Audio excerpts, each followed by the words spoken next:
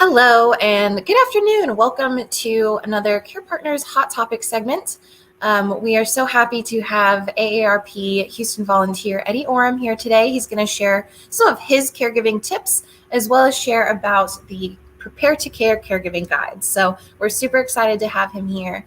We're going to get into that in just 1 minute with a couple announcements really quick. We are in the beginning phases of our reopening. We are so excited to get back to our in-person programming.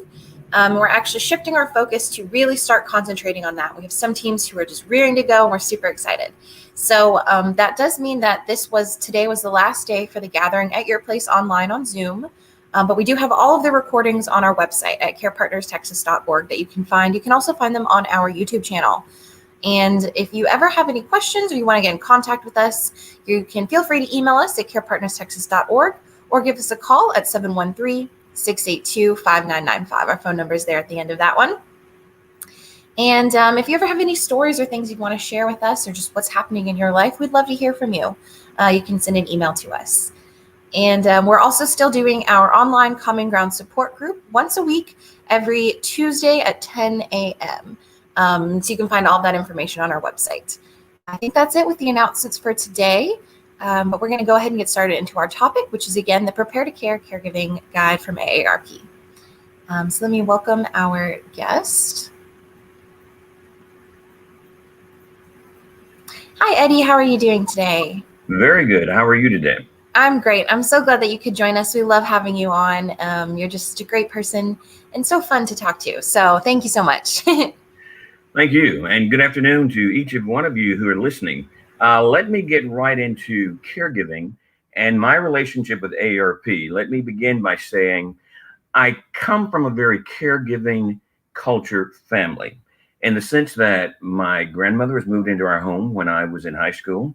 My great aunt was moved into our home later. And on the other side of my family, I had a grandmother who oftentimes had young ladies to move in with her who were having complexities within their own family issues. Now, so with all of this, being a caregiver was something that was very natural and very normal to me. And then I realized that I knew very little about caregiving. I received one of these AARP notices that we also often receive through the email. This one basically offered a reception with light food items to meet other caregivers. Now, I must admit, I did it initially for the food. It was a night out for me, and it was a way to eat at one of my favorite restaurants. And when I arrived, I was so shocked because I began to hear other people's stories. I began to hear that I'm not alone. And being a male, I also began to learn that there's several different aspects to being a male caregiver. So let me get right into it and let you know the plan that AARP assisted me with, and it helped me to organize, plan better, to reduce stress, and AARP has come to my aid, and I'm a caregiver for my aunt, and my aunt has a son and a daughter, so we had some family complications. But now, who are caregivers? If we can go with the first slide.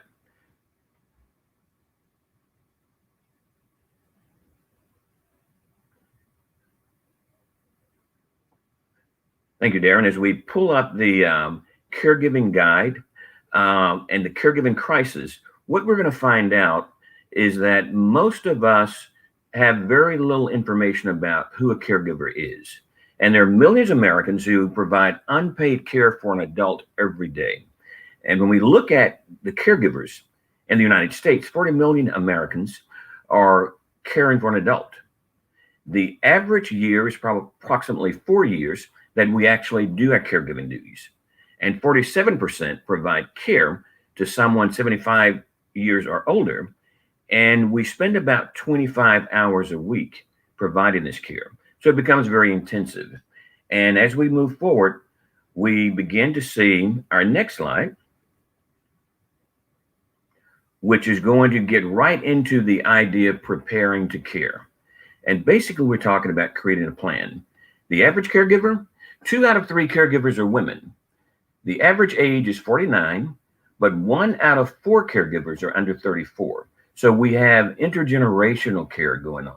And many caregivers will often care for two generations of family members at one time. And the latest research says that actually now 40% of caregivers are men. And that brings in a whole new dynamic. And as we look at all the things that you do, we ask ourselves, what is a caregiver? And as you'll see in the next slide, it'll tell us exactly what we're going to talk about. And the average caregiver, again, we're going to move forward.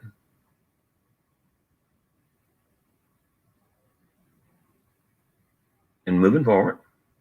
Now, you juggle many tasks every day.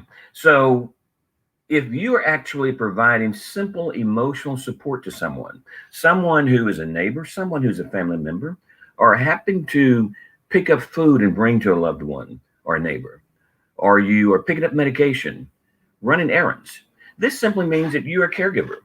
Most times we don't realize that we're caregivers because we don't have someone in our home or we're not taking full care of someone. But each and every one of you are caregivers.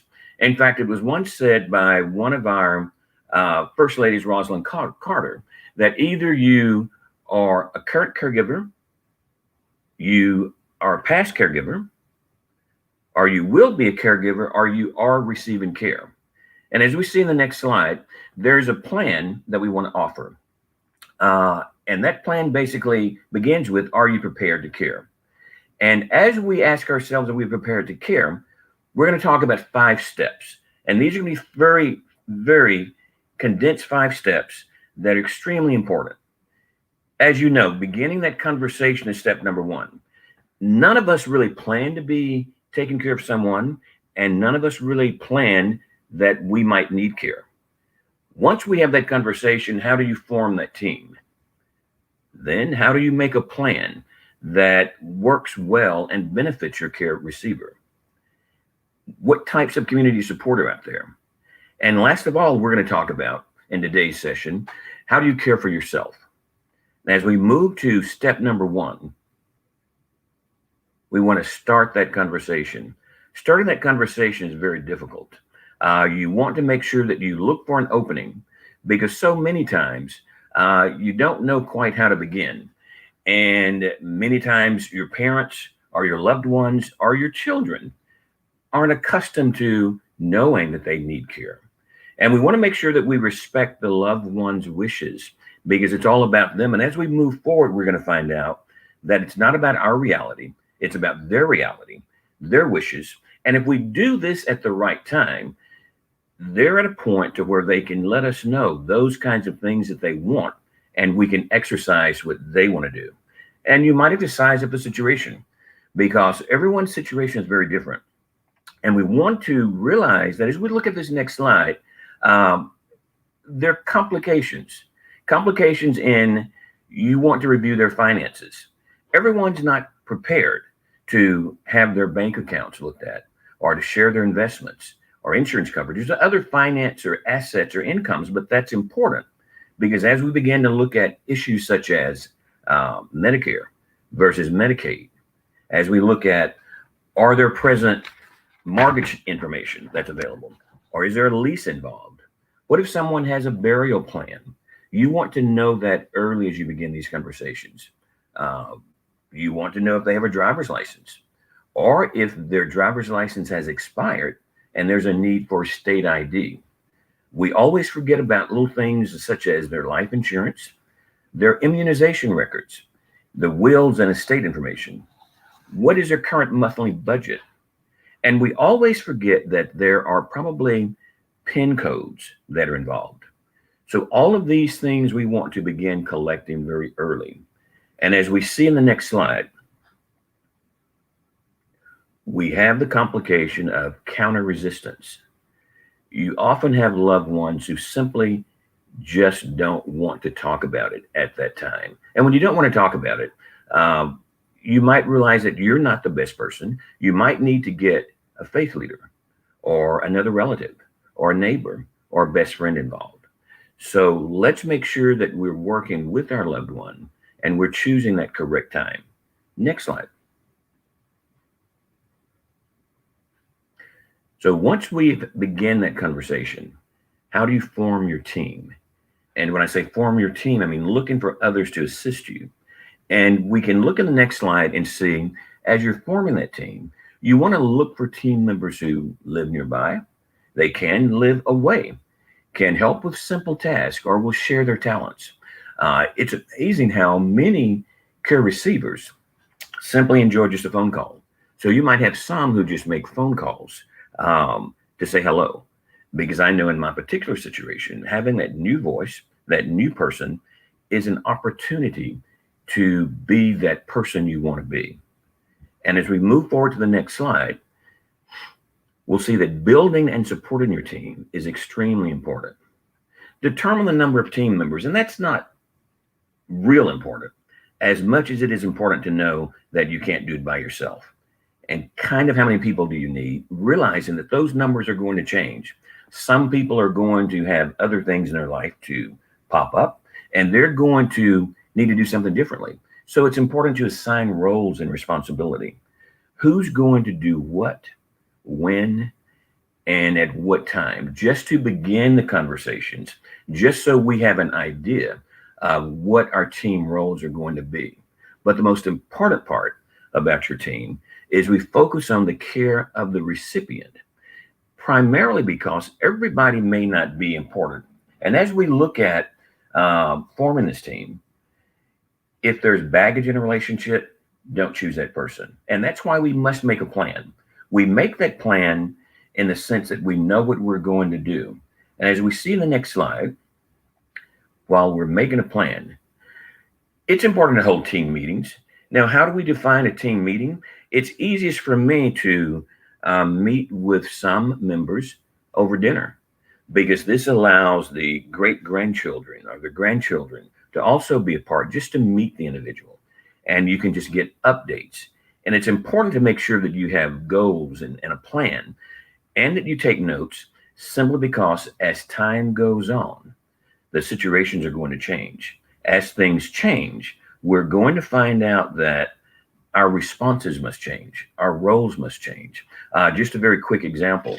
I began with having someone who initially knew that they could get food out of the refrigerator.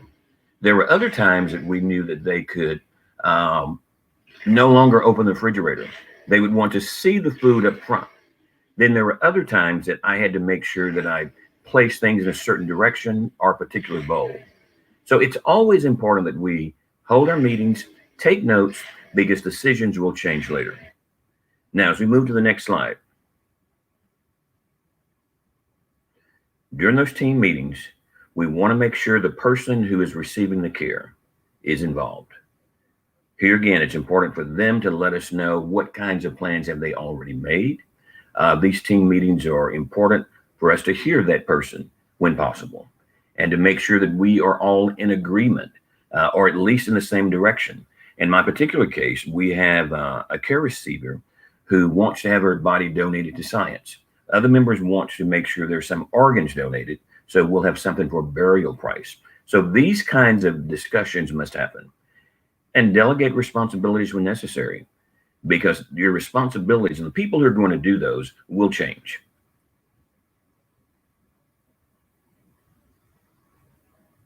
Now, we've had our conversation, we've formed our team. Now we're looking for finding support. And we're talking about finding support in the community. As we can see in the next slide, it's important to know that you're not by yourself. And one of the things I found through research dealing with men caregivers, it's very difficult for us to ask for support, because in our culture, we tend to believe that if we ask for help, perhaps we're not taking care of our family, or we're not being manly enough. So we want to get rid of those kinds of stereotypes. But there are community resources. I've learned a lot through sessions such as this, care partners, elder care, Alzheimer's Association. So you have assistance and resources outside. You use those resources. I have learned an immense amount just by attending sessions like this. There's professional help. I'm fortunate because I have an individual who's a friend of mine who lives in my complex, who's also a caregiver. So we're able to share assistance. Many times you're looking at about $21 or $22 an hour. If you're looking for professional help, join in with other caregivers. You have adult daycare. And if you're working, or if the individual has been working, there are also employee assistance programs. So we can find our support, even in your care guide that you're receiving from the downloads. You have an entire list of who to call for what issue. You have in the back of the book who you can call if you're in need of looking at different types of adult care centers. When you look at your financial needs, which is also in our booklet, I found the financial chart very helpful to me, which also has a medication chart in it for hurricanes. When I said to my mother, who lives 3 minutes away from me, let's collect everything in case there is a hurricane and or disaster, and we must leave the home. Turns out everything that you find that you need in that type of situation are the same kinds of things that you need when you're a caregiver. So let's move to the next slide. Now, we talked about hiring help. You want to make sure that you secure the safety of your care receiver, whether they're in your home or not. Home fit. There's a home fit guide that AARP offers where you can look at, is your home accessible based upon their need or their need in the future? Do you have rugs and other kinds of issues that might be in your home that could be dangerous for them? You want to make sure, and with the home fit guide, you can actually go through each room, look at your home, and see if it's safe for your particular need. You want to begin exploring housing options very early. In fact, in my case, I don't see that we're going to get to that point anytime soon, but we visit friends in other housing options. And I ask my aunt, how do you like this place? So we have those conversations early. So you want to utilize that support that's in the community. And let's move to the next slide. I have found that the most important step is caring for yourself. And I'm one of these people who can play the game that I have it together. I realized during one of these sessions, as I was talking about these points, that I was not taking care of myself. I'm an individual who I work at a local university. I have my 88-year-old mother 3 minutes away. My 87-year-old aunt lives with me. I have 2 children whose lives I continue to be a part of, and I have other family members. And I found myself trying to master all of these and losing who I really was or who I wanted to be. So I actually sought out a therapist, and I wanted a particular type of therapist, someone who I knew could call me on my game. And we have an arrangement to where anytime I want to talk, I simply call her up and we have an appointment set up. And looking at other resources with AARP, such as Mindful Mondays, Wellness Wednesdays, taking Tai Chi online. As an AARP member, you get access to all of this free. Now let's move to the next slide. You have other options such as caregiving resource centers, where you can dial this number that you see on our screen, or AARP Learn at 50 plus. Our goal is to help those who are 50 plus live the best life that they choose to live as we age. And as we move to the next slide, I want to say that it's important that anytime that and we can move to the next slide as well, anytime that you want to be a part of learning more about caregiving, become a volunteer for AARP. Become someone who's going to look at the resources that are sent out to you. The booklet that you're going to receive gives you basically every step and all the information that I have discussed. You learn about yourself, you learn about your receiver, and most importantly, you learn that it's not about our reality, it's about their reality. It was very difficult for me to not deal in factual, true realities. I had to learn that it's my care recipient who's the center of my task. I must focus on her, and I must make sure that I'm here for her. And by doing that, I find myself being able to be happier, be fulfilling, and being mindful of what I'm doing. Thank you for your time, and thank you for joining us. Are there any questions, Darren?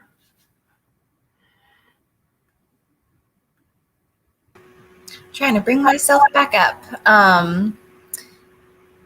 Let me check. Let me see in the comments. It doesn't look like we have too many comments just yet, but anyone who's at home watching, if you have any questions or anything you'd like to say, we would definitely love to hear from you. While we're waiting, I was just wondering, what is some of your personal tips for, I guess, just caregiving in general? I think probably the thing that I've learned the most is that you want to keep the family members involved. And it's not always family members, but those people who are part of your team. Because as things change, the information changes. And in my personal situation, where I'm the nephew, there are legal complications, there are family dynamic complications. So being able to have these conversations, these courageous conversations, in a way where you might need a facilitator, ombudsman if necessary. So you want to make sure that it's not about you, your opinion, but it's about making sure that we come together for the caregiver. And I also learned, Darren, that everybody who wants to help may not be the appropriate person to help. Because if there's baggage in the relationships of the past of these individuals, you want to make sure you just keep them involved and not create any extra stress. Yeah, I think it is very important when you're putting together your team, like you said, and like the guide says, very important who you pick and knowing their different roles and what all that entails. I guess this year has been particularly difficult for caregivers. Do you have any tips for reaching out or finding communities to become part of? It's been easier for me because everything has been on Zoom and online, which has provided me the opportunity to be at home, doing sessions such as this, doing my work. And it's also given me, by listening to programs like yours, so many connections with so many different aspects of different people doing different things. And I found that you and your organization and other organizations have certainly helped up my educational game. And I've learned a lot about men caregivers and how different we are. Yeah, no, and we love that you participate in our conferences. And as I was listening, you were talking about the Home Fit Guide. We actually have a caregiver conference coming up on June 11th, and the Home Fit is going to be one of the presentations. So if you want some more information there, be sure to sign up. I don't have the link right here on hand, but it's very easy. Just go to www.senior-conference.com and you'll be able to register and get all the information for that. Just a little plug real quick. Excellent. Thank you. And I guess if there's just anything else you'd like to add in terms of what you've learned as a caregiver or just any tips, anything like that. Well, certainly, I'd like to say that we all believe that we handle things well, because it's difficult to admit that we're not handling them well. And so much of what we do as caregivers tends to be new to us. I'll give you an example here again as a male. Men don't grow up understanding continence issues with women. Men don't grow up being comfortable bathing their mother, their aunt. So these are the kinds of things that we must realize that we don't do. As an example, when my aunt first moved in, touching her intimates as we washed was, no. And the relationship is so different. With my mother, I'd have no problem bathing my mother. In the hospital, when people would say, would you step out? She would rather me stay in to watch what's going on. Whereas with my aunt, that's not something I do now. And if we get to that point, I will need to call help in to do that, because that's just not our relationship. That's not her comfort level. So we have to learn about ourselves. We have to learn what we can do, what we can't do, and realize that perhaps tomorrow you can do those things. And what's real today may not be real tomorrow. And as we look at the different stages of in cognitive decline in my situation, the stages aren't always there. Such as one stage is your recipient will forget to eat, begin losing weight. In my case, my aunt might forget that she's eaten, but that simply means she wants to eat again, which is okay because she eats small bites anyway. So it's a lot to learn, and don't be afraid to learn. Don't be afraid to change. Well, I love that. That's a great, I think, a great piece to leave with. Like you said, everything is always changing, and one day, sometimes I think it's good advice too, to just take things one day at a time. But I do love what you said about really learning who you are and then learning about the care person who's receiving the care as well. Well, we thank you so much for being here. And like I said, it's always a joy to have you. And I believe I put in the comments how you can download the AARP's Prepare to Care Guide, and I'll put that flash across the screen one more time. It's really easy. If you Google it, it should be one of the first ones to appear. But I think with that, we'll close out the Hot Topic session today. And if you have any questions or anything like that, again, feel free to email us or give Care Partners a call. And I'm sure the AARP, they had some phone numbers on there too that you can reach out for support services. So thank you so much again, and have a great rest of your week. We'll be back soon with another one. Thanks, everyone.